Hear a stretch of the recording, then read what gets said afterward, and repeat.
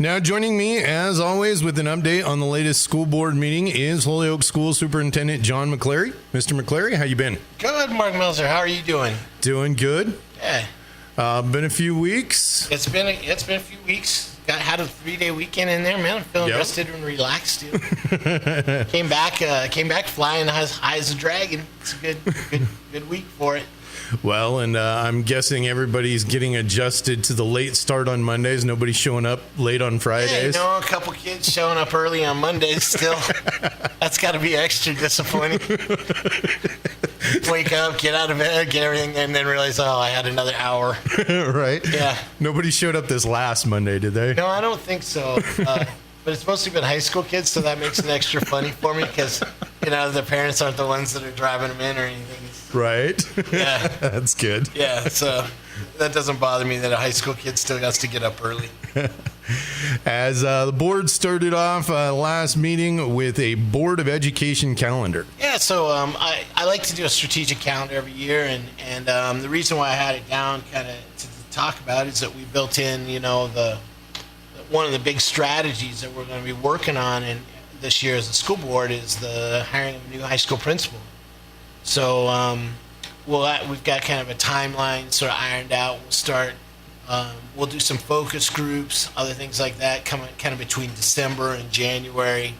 We'll start to advertise in about mid-January because you kind of get two waves of applicants for principal positions. You'll kind of get a wave of new principals and principals who are wanting to move or maybe try a different thing. That'll come around from like February to March, and they'll use like spring break to fill out applications and stuff. And then you'll get another wave towards the end of the school year, and that first wave is a really good one to be looking at. The second wave, sometimes, you can still get good candidates out of that, but sometimes it's because, the principal's been chased off, fired, or something else like that. And hey, that can happen to a principal, and that doesn't make it bad, but right. At the same time, we want to be early on the game for that kind of stuff. So we're gonna have a focus group for parents. Kind of what do you want to see in a junior high school principal?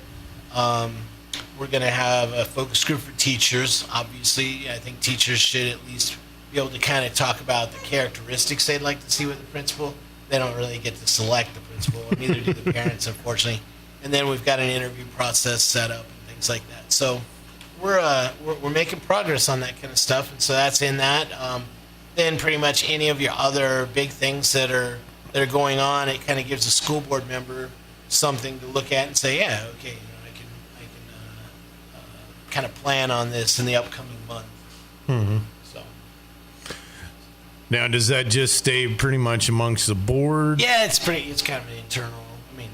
Not that I wouldn't show it. Right. So if anybody out there is super bored and you want to come in and talk to me about the strategic calendar, I'll just enjoy the company, actually. As from there, the board moved to a next item and having to do with credit card machines. Yeah, so and we're gonna start off. We're really seriously looking at it, and I think I can safely say that we're going to offer debit card and credit card payments for the concession stand and things like that. We feel like that, every business in town, you go around, you see those little iPad things or whatever they are. And yep. So we'll be looking at that. And I think it's kind of more of a convenience for families. I heard, so Ben Ray the other day was saying that millennials, like 90% of millennials don't shop at any place that doesn't take a credit card. Yeah, like they don't even carry cash, so right. I guess we're doing everything in this country for millennials. I don't know, but I'm a Generation Xer. That's what was your generation? Right? Generation Y. Yep. Yeah, right. But so anyway, we're gonna have credit card machines for the concession stands, and I think that'll be a benefit. But also, we're also going to be able to use that same system for folks that want to have, like, let's say, a recurring charge every month to put in for lunch funds, things like that. So secretaries will be able to set that up, and I think it'll just make it a little bit easier for folks. And on our side, honestly, I think that people probably buy more stuff at the concession stand. I don't know how many times I've like wanted like a bag of popcorn. I'm like, oh, I don't even have like a quarter in my pocket. Right. So you don't have time to go get money or whatever. So Yep. So look for those changes at games coming soon. From there, move to the next item having to do with school election. yes, we're gonna have an election.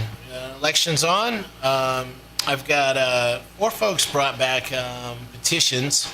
We've got 3 spots. Or no, wait, hang on a second. So, yeah, I've got 3 spots open. I've got 4 people that brought in petitions. So, Pat Weavers, who's been on the school board, I guess you probably know that, is running. Sue Razzo is running. Trampus Hutchis is running, and John Cleve.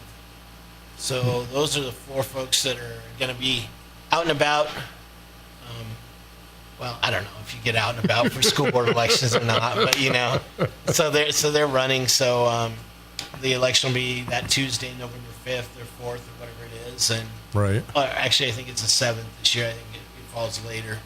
And we'll be drawing ballots right after I get done talking with you. We'll be drawing ballots to see what the position is for the folks on the ballot. So I wish all of them good luck, and I really appreciate people that are willing to run for the school board, because sometimes, most of the time it's not too bad, but sometimes it can be really rough. And it all depends, and it's a really critical thing. I mean, I've really grown to respect and like school boards, and not just because they pay me, but because what you get is, you'll get Republicans and Democrats on the school boards, liberals, people with all sorts of different viewpoints, Right. and they don't care about their viewpoints. They're just trying to figure out how to, keep the school district running, Right. And it's a good example of, it's too bad all politics can't really be as good as school board politics. Right. But obviously it's not. So be watching the Holyoke Enterprise. They'll definitely be having write-ups on those Yep. 4 candidates. Yeah. So look for that information. From there, the board moved to the next item having to do with the DAAC charge for shared leadership. Yeah, that's our District Action and Accountability Committee on shared leadership. Every year we get charged, and this year's going to be over student-centered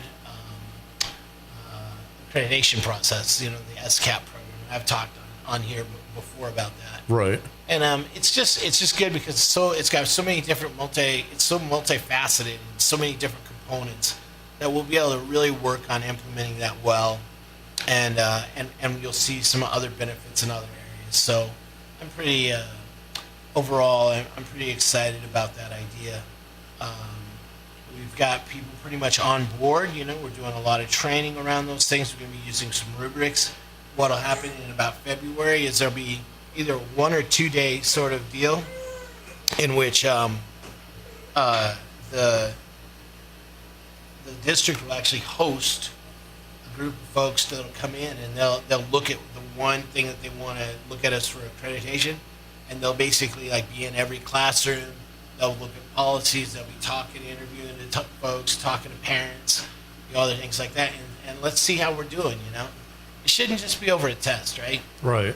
I mean, it should be over. Is your school safe? Do you have good student dispositions towards learning? Are your kids productive? Do you have other things that are important to them besides just taking a test? All that Right. kind of stuff. And it's just really, I think that I'm really excited about the SCAP. So more on that, or yeah, you'll hear it a lot.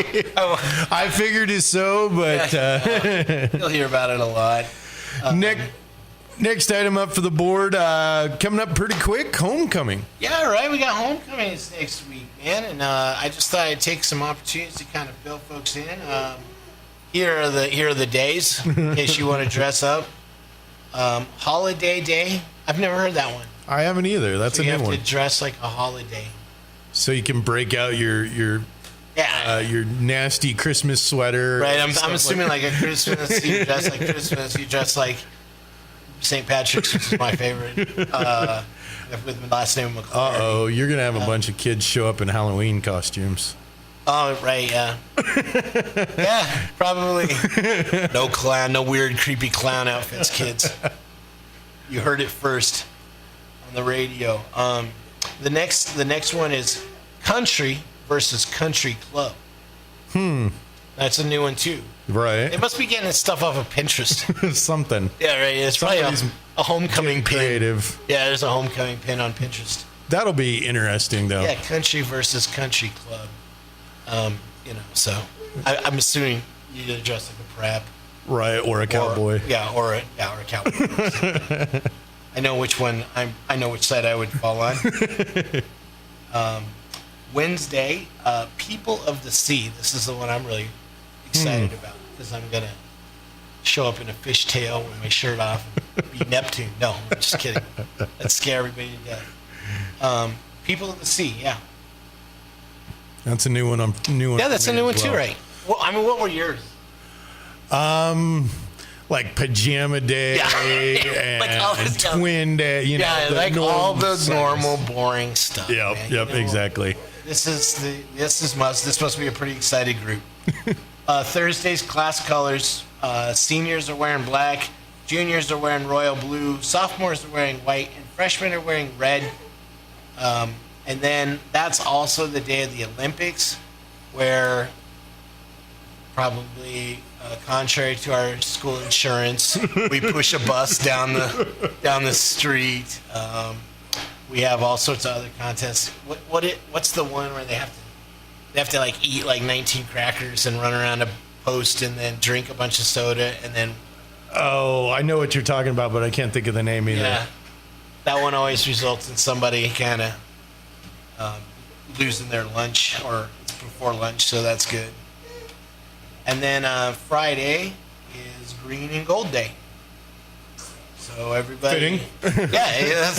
yeah, finally one we can count on. Green and Gold Day. The parade is going to start up on the north end of town and go to the park again.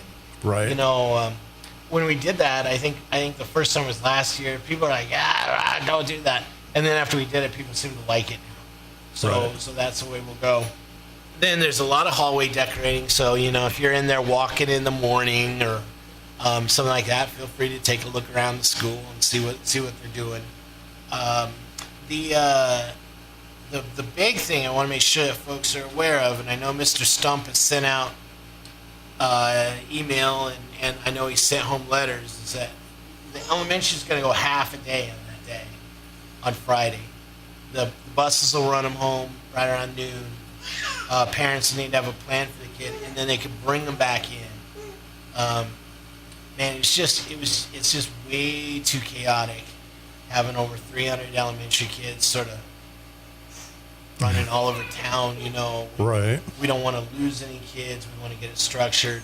The parade starts at 2:30, so if they're riding in the parade, that's plenty of time for folks to get their kids back here, and parents can make sure that their kids are safe and that kind of business. Overall, we're pretty excited about things. I think that's about all I had on that. Oh no, there's another. It's Hide the Dragon. So throughout the week, a stuffed animal like a dragon will be hidden throughout the junior and senior high building, and people have got to find it. Right on. Yeah. More fun for the kids, obviously, all part of that fun week. Yeah, I like homecoming, and I like them earlier than later. Right. Yeah. I don't know why, but and then please, help us celebrate the teams and the athletes, because that night then we play volleyball on Thursday night. Yep. I think. Yep. Against Chase County. Against Chase County, and then we play football against Meeker. Estes Park. Oh no, yeah, Estes Park. See, good catch. I should know better than trying to talk schedule with the 92.3 announcer. Yeah, against Estes Park. That's right. Well, and then softball's at home on Saturday against Akron again. Softball against as Akron. well. Yeah. So and I think about a year ago I was trying to defend. We had to go to Meeker, mm-hmm. and now they're coming to us. Yep. So I don't think I'm going to get nearly the complaints that I got last year. Got that one coming up this Saturday. One more item with homecoming. I do know just from the news, float entries due to the high school this Monday, so don't forget about that either. That's right. Yeah. Good. Next item up for the board was the judge on Thursday. Oh, you know what? I think I wrote that down as a note to myself. I have to judge something on Thursday. some sort of talent contest or something. I don't know what makes them think I'm the one that could judge that. I don't know. I don't have no skill there at all on any of that. So, as rounds out the major points for the board meeting, as always, I encourage you, if you have any questions about what was talked about in this board recap interview or in the board meeting, do contact Holyoke School Superintendent John McCleary or a board members. They'll be happy to answer your questions for you. John, anything else before I let you go? You know, I don't think I have anything else right now. I'm just really excited with the way school's getting off. We kind of cracked down on cell phones quite a bit, and I got to tell you, I want to give most of those kids a big pat on the back. They've been really good. And parents, thanks for working with us on the whole thing, too. I think it's just for the best. Right. So thank you for everything. Well, we'll talk to you in a couple weeks. Thanks for coming in. Yeah, you bet. Thanks, Mark.